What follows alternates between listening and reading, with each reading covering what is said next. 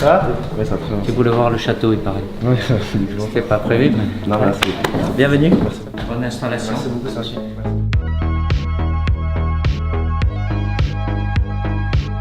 Et bienvenue dans la quotidienne. Guendouzi, appelé en bleu par Didier Deschamps après le forfait de Paul Pogba. Alors ça, c'est un vrai plaisir. Oui, moi j'aime beaucoup Guendouzi personnellement. Le milieu d'Arsenal qui rejoint donc Léa pour la première fois de sa jeune carrière. Écoutez-le au micro de Guillaume Bigot de la FFF. Il nous raconte comment il a appris sa sélection. Et c'est assez sympa. En fait, je faisais la sieste et on a toqué à ma porte. Je n'avais pas répondu parce que j'étais en train de dormir vraiment. Après mon téléphone l'a sonné et c'est le coach qui m'avait appelé, il m'a dit ouais c'est moi, j'ai toqué, etc. Donc bah forcément là j'ouvre la porte directement. Il m'a pris, il m'a dit ouais Mato viens, faut qu'on discute, etc. Il m'a dit je t'aime beaucoup, etc. Mais voilà faut que tu partes. Et après il m'a dit bah en fait tu vas avec l'équipe de France A, etc. Et dans ma tête c'était... J'y croyais pas au début, j'étais encore en train de dormir. 10 minutes avant j'étais en train de dormir donc je croyais que j'étais encore dans un rêve. Bon, en attendant, les Bleus ont débarqué donc hier à Clairefontaine pour les matchs face à l'Albanie et à Andorre. Non, vas-y tout. Bon. Allez. L'occasion de découvrir un autre petit nouveau. Jonathan Iconé, le Lillois, lui aussi tout heureux d'être là. Et oui.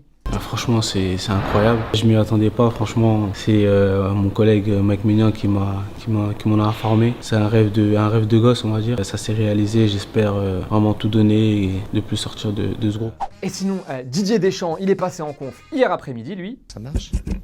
Ouais. L'occasion, entre autres, d'évoquer le cas Alphonse Areola, qui rejoint le Real Madrid au poste de deuxième gardien. Et ça pourrait peut-être poser problème à force. Autant à Paris, en début de saison, il était censé avoir le poste de numéro 1. Là-bas, il part dans une situation qui est claire, mais moins bien pour lui, à savoir qu'il sera numéro 2. Après, s'il joue pas du tout, forcément, ça peut devenir problématique. Petite question du jour, du coup, est-ce qu'Areola met sa carrière en danger en signant en tant que numéro 2 derrière Courtois au Real Madrid? Est-ce qu'il aurait dû signer dans un club où on lui assurait d'être numéro 1? Est-ce que c'est un mauvais choix là d'aller au Real? Dites-nous ce que vous en pensez, on sélectionnera évidemment 2 petits commentaires demain. Allez, petite pause dans la quotidienne, on filant des 2 bulgares cette fois-ci. Alors dites-moi si ce gars est sérieux, s'il vous plaît. Dites-moi si ce gars n'a pas parié sur une défaite de son équipe, s'il vous plaît.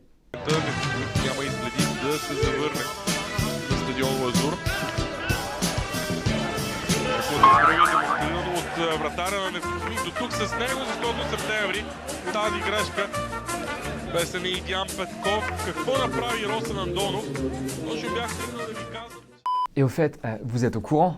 C'est fini. Leonardo, mercato fini ou pas? C'est fini. Le mercato d'été a refermé ses portes, c'était hier à minuit. Enfin, ça y est, ouais, on est débarrassé. Alors, quelques instants de recueillement, s'il vous plaît, en mémoire de ce mercato et en mémoire de tous les joueurs qui ont marqué ce mercato.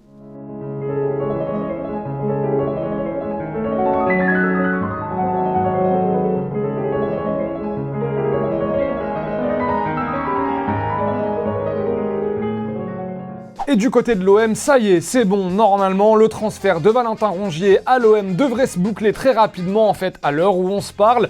Un accord a été trouvé entre l'OM et Nantes, après une journée d'hier remplie de péripéties. 13 millions d'euros le transfert avec 2 millions d'euros de bonus et 50% sur la plus-value du joueur à la revente. Et Valdemar Kita a déclaré à l'AFP, c'est validé, ils ont accepté mes conditions. Voilà, Clément vous en reparlera plus largement demain dans la quotidienne.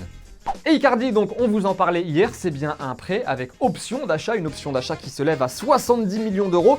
Bon petit renfort pour le PSG, 29 buts en 2017-2018 alors que c'était pas vraiment le feu à l'Inter. Et surtout ça va faire du bien à Thomas Tuchel qui, on le rappelle, doit se passer de Cavani et d'Mbappé. Tout ça en attendant de voir le retour de celui qui voulait jouer au Barça. Allez, petit match de U23 au Portugal et vous le savez, on vous l'a déjà répété plein de fois dans la quotidienne. Quand ça veut pas...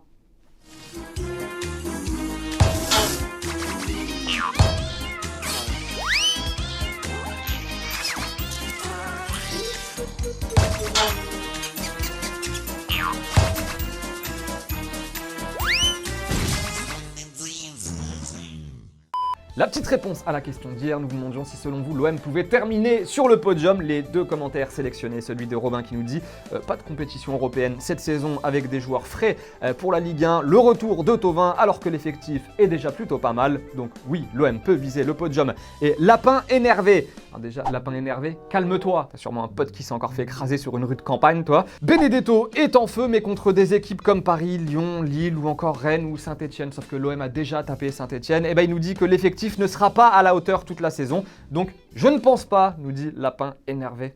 Allez, c'est la fin de la quotidienne, merci de nous avoir suivis. On n'oublie pas le cadeau à gagner toute la semaine, le maillot de Léo Dubois qui est réservé à nos abonnés sur YouTube. D'ailleurs, on s'approche du million sur YouTube. Ça commence à chauffer, ça nous fait plaisir. Donc n'hésitez pas à vous abonner si ce n'est pas encore fait. En attendant, bye bye en images et en musique. Demain, vous retrouvez Clémo. D'ici là, portez-vous bien et on se retrouve très vite. Ciao.